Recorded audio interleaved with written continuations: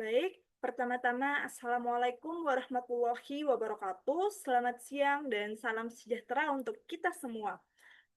Perkenalkan, nama saya Aisyah Nimatul Karimah dengan NIM 17076230023 dari program studi S1 Pendidikan Bisnis kelas A dan angkatan 2023.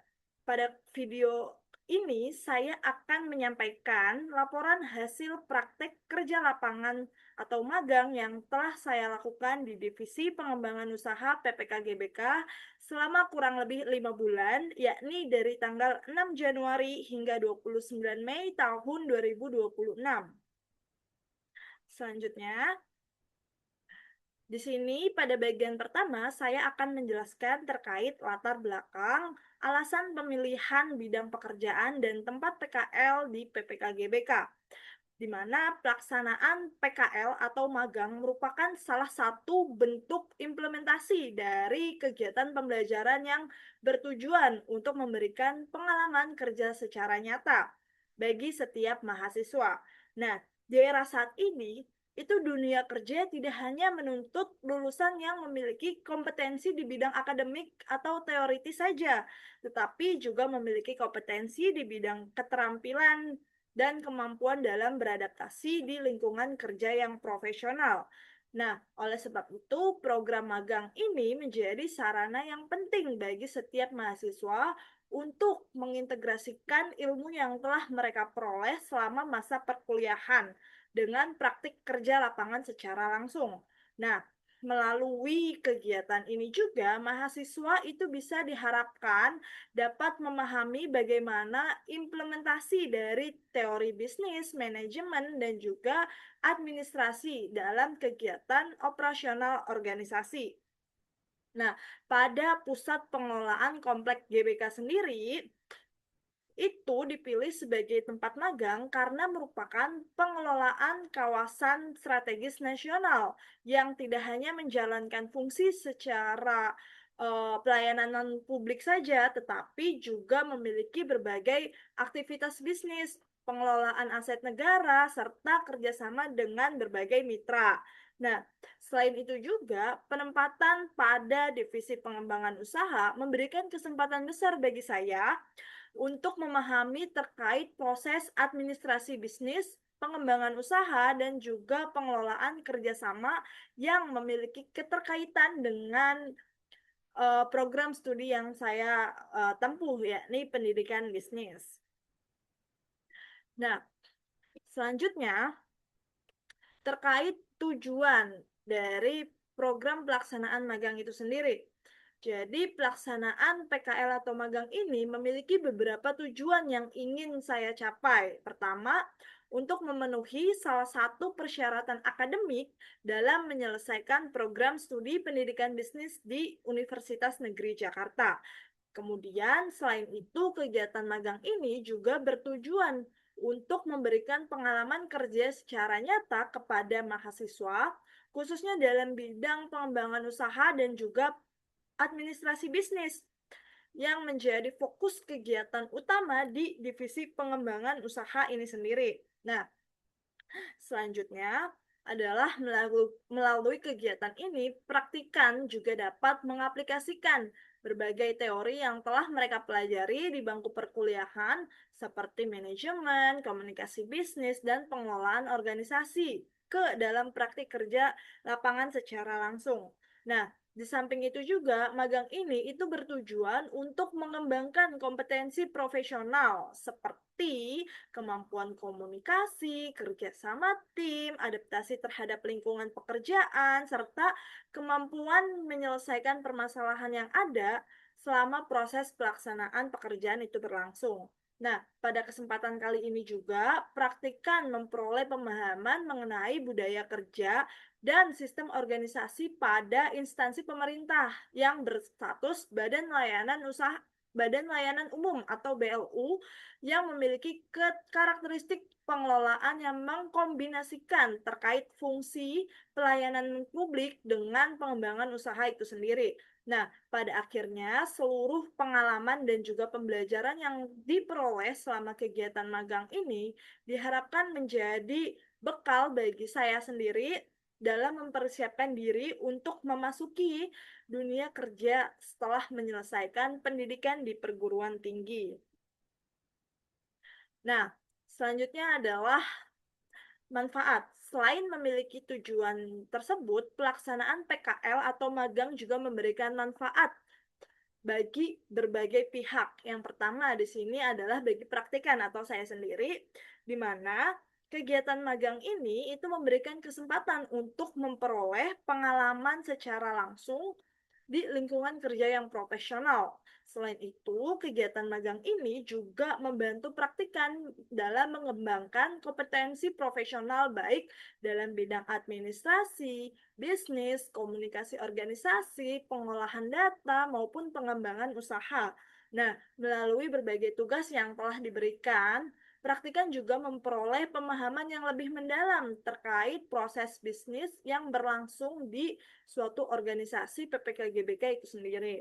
Nah, selanjutnya bagi pihak perusahaan, itu kehadiran mahasiswa magang itu dapat membantu pelaksanaan berbagai pekerjaan administrasi maupun operasional termasuk dalam divisi pengembangan usaha.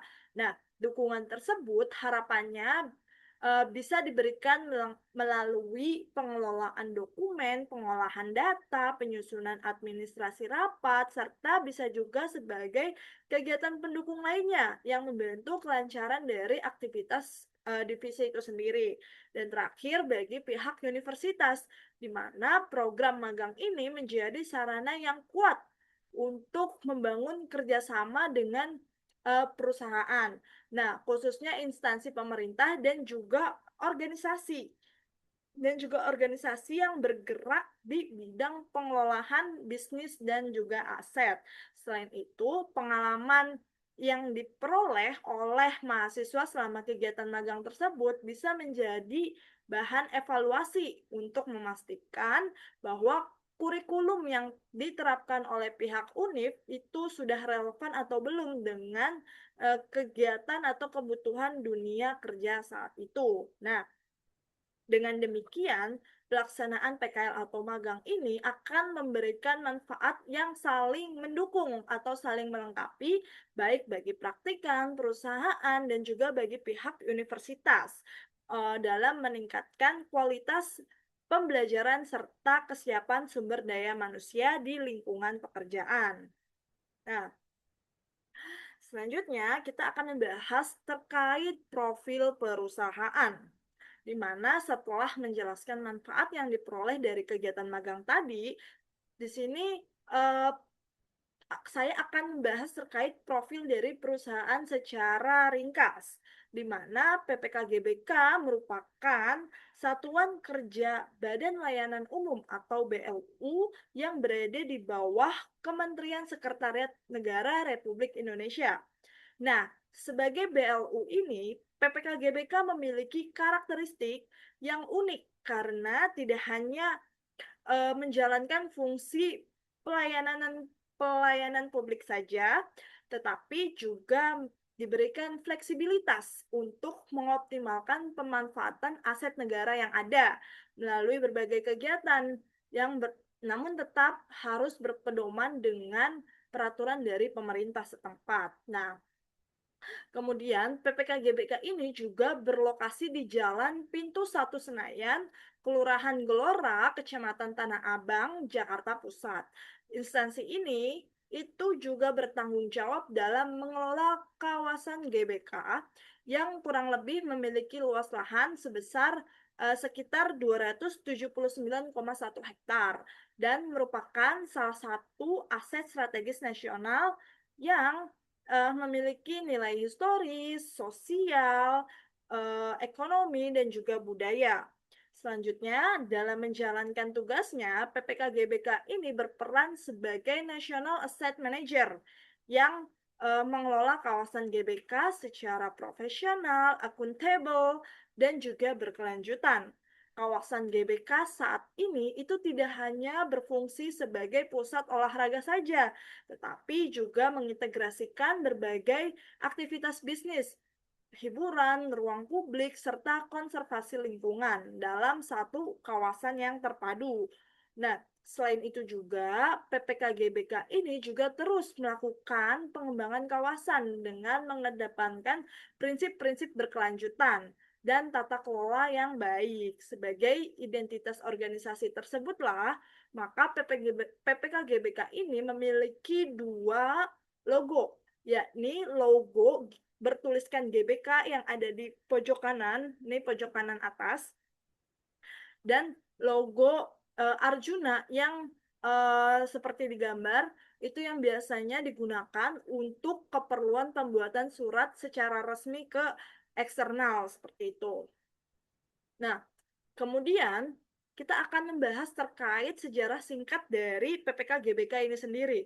Jadi, kawasan GBK ini memiliki sejarah yang bisa kita bilang cukup panjang dan erat kaitannya dengan perkembangan olahraga nasional Indonesia. Namun di sini kita persingkat saja, di mana pada awalnya pembangunan komplek GBK ini itu dimulai pada tahun 1960 atas prakarsa dari presiden pertama kita, yakni Presiden Soekarno, sebagai bagian dari persiapan penyelenggaraan Asia Games yang keempat yang akan diselenggarakan di Jakarta pada tahun 1962. Nah, pada saat itu GBK dibangun sebagai simbol kemajuan bangsa Indonesia sekaligus sebagai sarana olahraga bertaraf internasional yang dapat membanggakan Indonesia di mata dunia saat itu. Nah, setelah terselenggaranya Asian Games pada tahun 1962, maka kawasan GBK ini terus dikembangkan dan menjadi pusat berbagai kegiatan olahraga, baik secara nasional maupun internasional. Nah, berbagai fasilitas olahraga itu dibangun dan kemudian dimanfaatkan untuk mendukung pembinaan atlet serta penyelenggaraan berbagai kompetisi olahraga yang ada. Nah, seiring berjalannya waktu, maka pemerintah Indonesia terus melakukan revitalisasi besar-besaran terhadap kawasan GBK ini, termasuk pada tahun 2018 dalam rangka menyiapkan Asian Games ke-18. Nah, revitalisasi tersebut itu tidak hanya meningkatkan kualitas fasilitas olahraga saja, tetapi juga menata kawasan agar bisa lebih modern, lebih ramah lingkungan, dan juga lebih nyaman untuk masyarakat kita sendiri.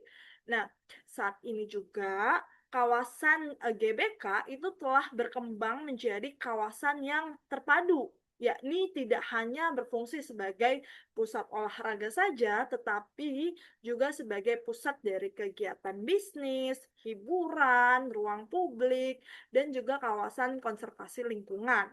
Perubahan tersebut itu tidak hanya menunjukkan bagaimana GBK itu berdiri dan terus menunjukkan bahwa GBK itu mampu loh untuk beradaptasi dengan kebutuhan masyarakat banyak, sekaligus tetap mempertahankan perannya sebagai salah satu aset strategis nasional Indonesia.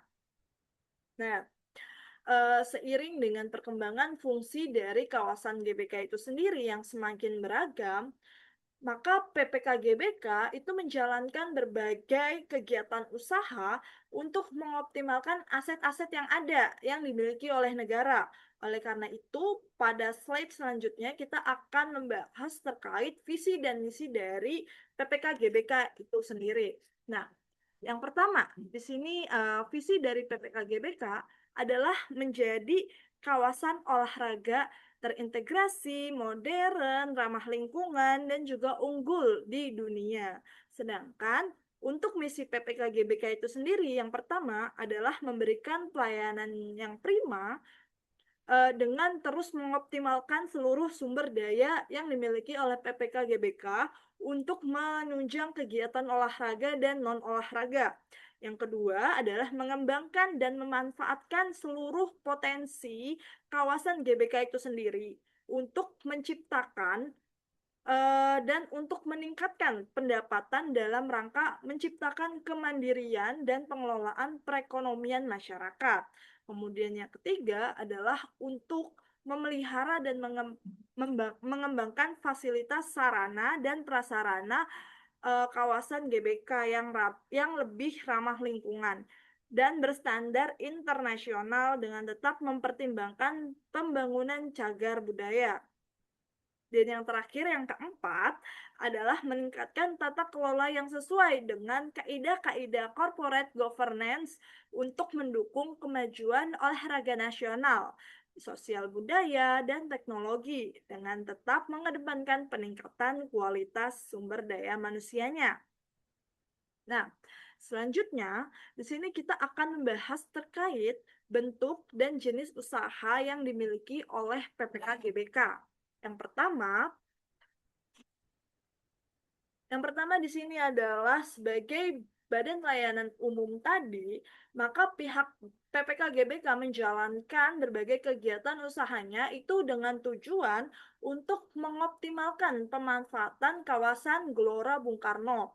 Nah, salah satu kegiatan yang dijalankan adalah penyewaan venue dan fasilitas olahraga seperti penyewaan stadion, arena olahraga, ruang pertemuan, serta fasilitas-fasilitas pendukung lainnya yang dapat digunakan untuk berbagai kegiatan. Nah, selain itu, PPK GBK juga bertanggung jawab dalam melakukan pengelolaan ruang publik dan juga kawasan di area GBK agar tetap menjadi lingkungan yang nyaman, aman, dan juga bermanfaat bagi masyarakat umum.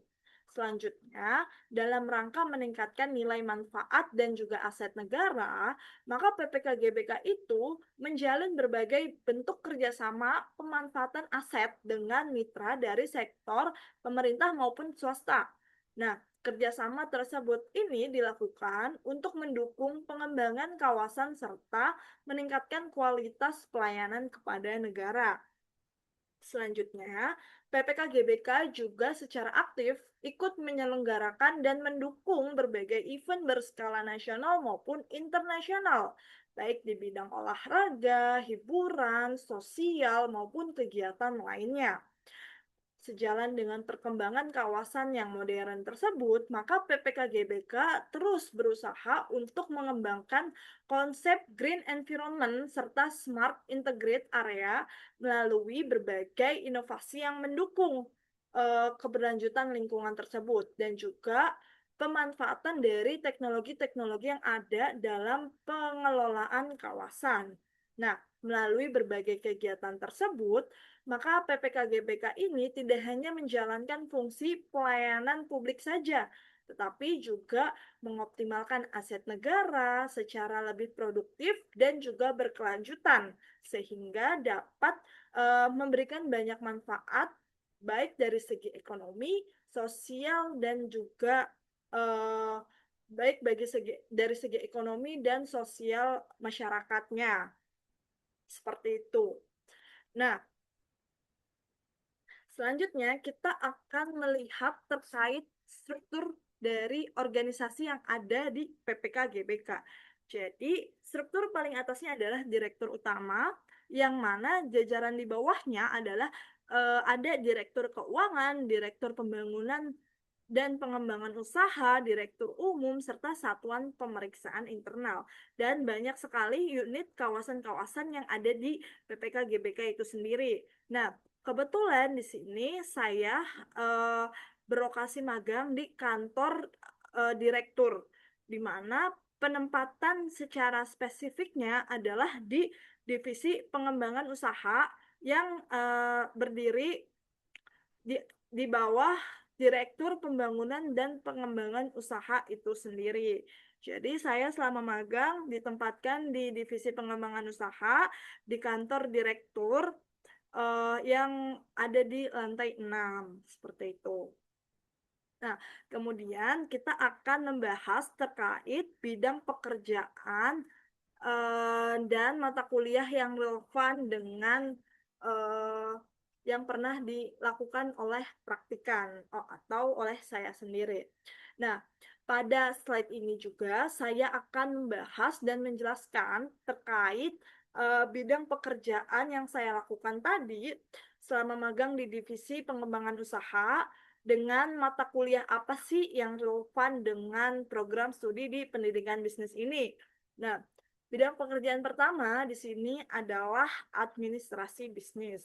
Pada kegiatan ini, saya melakukan penyusunan memorandum, penomoran surat baik internal maupun eksternal, pembuatan tanda terima dokumen, serta pengelolaan administrasi surat menyurat. Nah, pekerjaan ini itu berkaitan dengan mata kuliah komunikasi bisnis, bahasa Indonesia, dan juga pengantar manajemen. Mengapa? Karena pada pekerjaan ini itu menuntut kemampuan komunikasi yang formal, penyusunan dokumentasi yang resmi, dan juga pemahaman mengenai fungsi dari kegiatan administrasi yang ada dalam suatu perusahaan. Kurang lebih seperti itu. Nah, kemudian bidang pekerjaan yang kedua adalah melakukan pengelolaan dokumen bisnis. Nah, dalam kegiatan ini saya itu melakukan pengarsipan, pemindaian, pencetakan, pendistribusian, dan juga pengelolaan dari berbagai dokumen kerjasama maupun dokumen pendukung dari kegiatan usaha tersebut. Nah, aktivitas yang saya lakukan tersebut itu bisa dibilang relevan dengan mata kuliah aplikasi komputer dan manajemen informasi sistem. Mengapa? Karena pada pekerjaan ini itu memerlukan keterampilan dalam melakukan pengelolaan informasi dan juga pemanfaatan dari penggunaan teknologi untuk mendukung efektivitas kegiatan administrasi.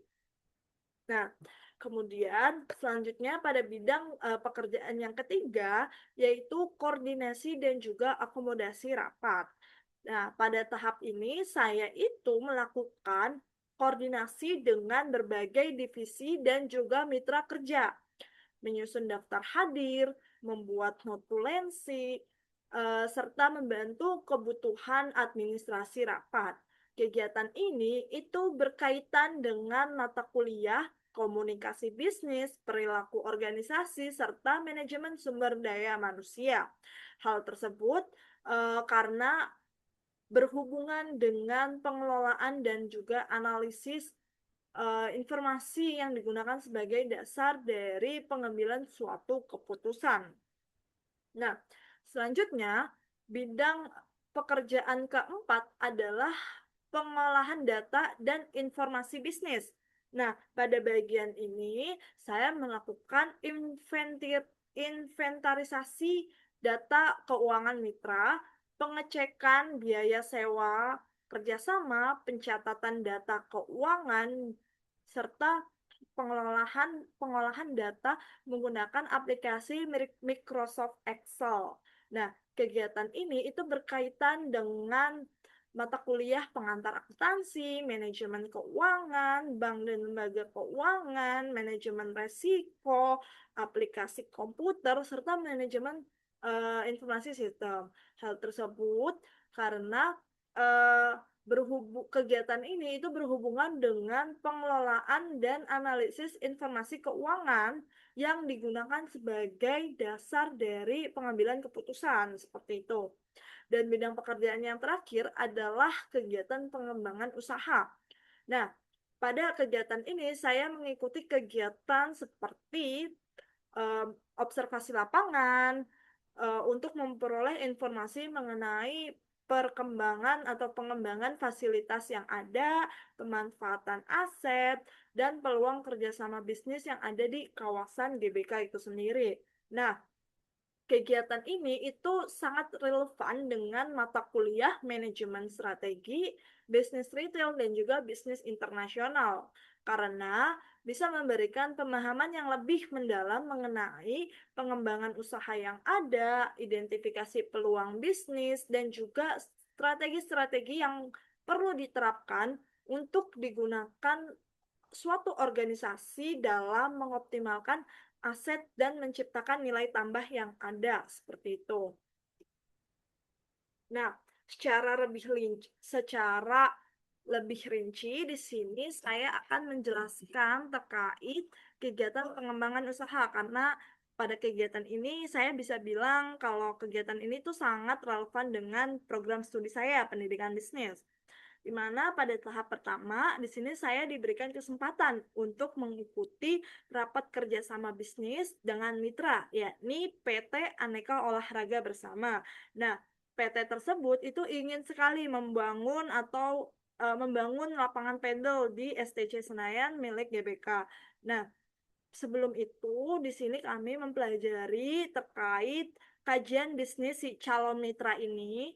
Setelah kita mempelajari kajian bisnisnya, kita melakukan rapat untuk bernegosiasi terkait biaya sewa dari kerjasama tersebut gitu. Ketika sudah deal terkait biaya sewanya, maka tahap selanjutnya adalah kita menginventarisasi laporan keuangan mitra, bagaimana jaminannya dan lain sebagainya seperti itu untuk mempertanggungjawabkan hal-hal yang kedepannya tidak kita inginkan seperti itu.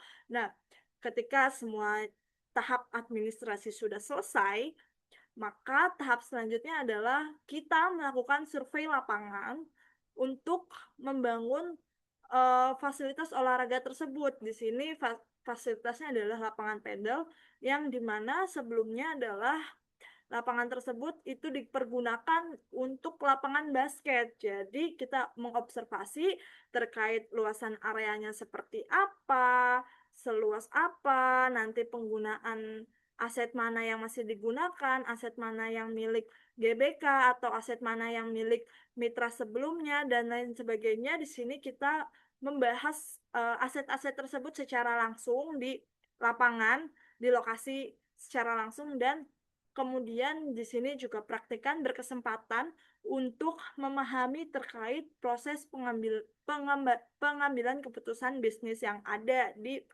kegiatan pengembangan usaha ini seperti itu. Nah, kemudian kita akan membahas juga terkait hambatan dan juga solusi pekerjaan yang dialami oleh praktikan selama magang di PPK GBK ini. Hambatan yang dihadapi yang pertama adalah saya itu sulit sekali untuk mengenali struktur kerja dan juga identitas dari pegawai yang ada di PPK GBK.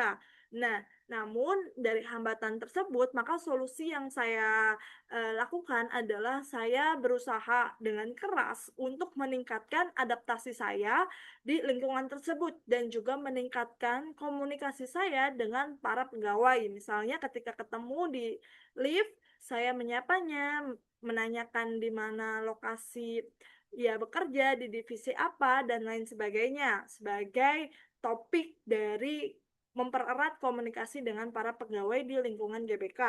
Nah, hambatan yang kedua di sini adalah kurangnya pengalaman dan pengoperasian peralatan kantor. Jadi sering sekali saya bekerja itu disuruh untuk mengeprint dan men-scan. Namun pada awalnya saya kurang berpengalaman di bagian tersebut. Nah, maka solusi yang saya lakukan di sini adalah saya berusaha untuk mempelajari penggunaan peralatan kantor baik secara mandiri misalnya ngelihat di sosial media ataupun melalui bimbingan langsung terhadap mentor dari kantor saya sendiri seperti itu. Nah, hambatan yang ketiga di sini adalah adanya perlunya adaptasi terhadap sistem administrasi yang serba digital. Nah, pada solusi ini yang saya lakukan adalah saya terus meningkatkan pemahaman terhadap sistem administrasi digital yang digunakan oleh pihak PPK GBK melalui pembekalan ilmu pengetahuan dari mentor. Jadi saya diajari secara pelan-pelan. Kemudian setelah saya mengerti, maka saya dilepas untuk mengatur eh, administrasi digital seperti kegiatan surat menyurat, pengarsipan dokumen, dan lain sebagainya. Nah, kemudian hambatan yang keempat di sini adalah sulit memahami terkait istilah dan pembahasan dalam kegiatan rapat bisnis. Jadi ada banyak sekali kata-kata yang saya kurang paham. Nah, solusinya adalah saya meningkatkan kemampuan, komunikasi dan juga pemahaman dalam rapat kerja. Namun jika ada topik atau materi yang pada saat rapat saya miskomunikasi atau nggak ngerti topiknya membahas tentang apa, maka hal yang saya lakukan adalah, menanyakan kepada mentor maksud dari ucapan tersebut, seperti itu.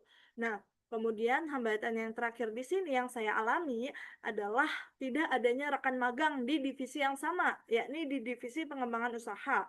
Nah, oleh sebab itu, solusi yang saya lakukan di sini adalah saya terus mengembangkan kemandirian dan juga inisiatif saya yang tinggi. Ketika saya bingung atau sulit untuk memahami suatu pekerjaan, maka saya berinisiatif untuk menanyakan langsung dengan, ibu mentor saya di kantor, seperti itu.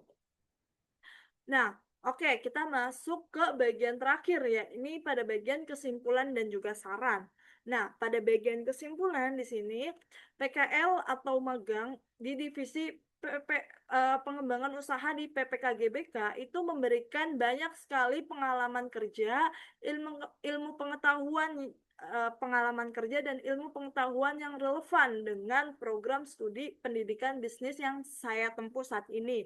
Nah, praktikan atau saya sendiri itu juga memperoleh banyak sekali pemahaman mengenai kegiatan administrasi bisnis, pengelolaan kerjasama dengan berbagai mitra, dan pengembangan usaha dalam lingkungan kerja profesional secara nyata.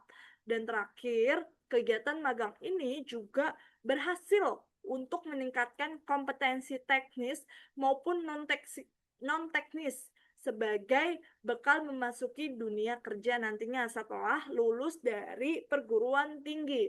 Nah, kemudian saran yang bisa saya sampaikan bagi untuk PPKGBK adalah agar mereka, pihak perusahaan itu mampu mempertahankan program magang ini sebagai sarana pengembangan kompetensi mahasiswa ke depannya. Kemudian bagi pihak universitas itu terus meningkatkan kerjasama dengan instansi-instansi terkait baik pemerintah maupun swasta yang relevan dengan bidang prodi pendidikan bisnis itu sendiri. Dan terakhir, bagi mahasiswa ke depannya itu, mereka bisa meningkatkan kesiapan baik dalam bidang akademik maupun non-akademik, termasuk kemampuan komunikasi, itu sebelum melaksanakan kegiatan magang itu berlangsung, seperti itu. Nah, ini adalah beberapa foto-foto hasil dokumentasi saya selama kegiatan magang berlangsung di PPKGBK. Kurang lebih mohon dimaafkan, sekian dari saya. Wabillahi taufiq wal hidayah. Wassalamualaikum warahmatullahi wabarakatuh.